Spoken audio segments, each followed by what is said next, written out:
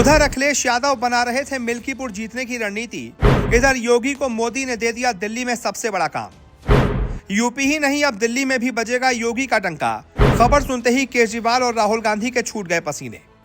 Bulldozer बाबा की अब दिल्ली में होगी एंट्री। महाराष्ट्र और हरियाणा वाले पैटर्न पर मोदी ने लगाई मुहर। जी, दिल्ली की सत्ता पर काबिज आम आदमी पार्टी को हटाने के लिए भाजपा ने अपनी पूरी ताकत झोंक दी है।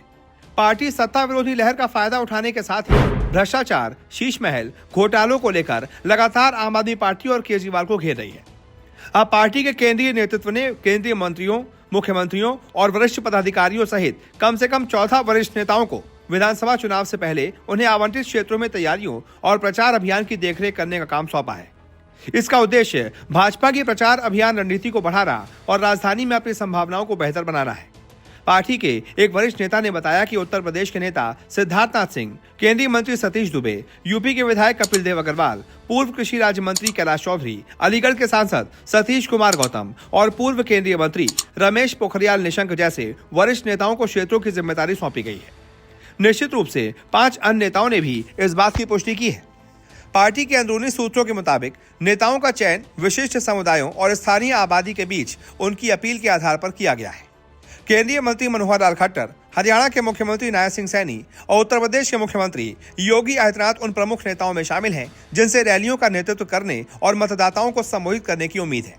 नजफगढ़ की जिम्मेदारी संभाल रहे सतीश पूनिया ने यह पुष्टि की है कि वो उन 14 नेताओं में से एक हैं जिन्हें जिले में तैयारियों की देखरेख का जिम्मा सौंपा गया है। पूनिया ने कहा, हमें जो भी क्षेत्र दिया गया है उसमें हमें एक साथ कई काम करने हैं। उस क्षेत्र के लिए सटीक रणनीति बनाने से लेकर जरूरत पड़ने पर समस्या निवारण तक हमें अपने जिले से पार्टी को जिताने के लिए जो भी करना होगा वो करेंगे।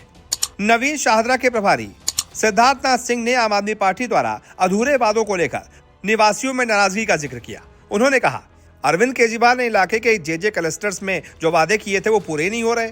खासतौर पर सफाई व्यवस्था, झाड़ू काम ही नहीं कर रहा। यानी कि भारतीय जनता पार्टी अरविंद केजरीवाल पर, उनकी पार्टी पर पूरी तरीके से चौतरफा हमले कर रही है।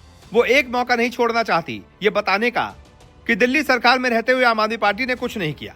उनसे अच्छा कार्यकाल तो शीला दीक्षित का था, जिसमें दिल्ली में तमाम फ्लाईओवर्स बने थे, दिल्ली का रंग रोगन कर दिया गया था, दिल्ली को सजा दिया गया था।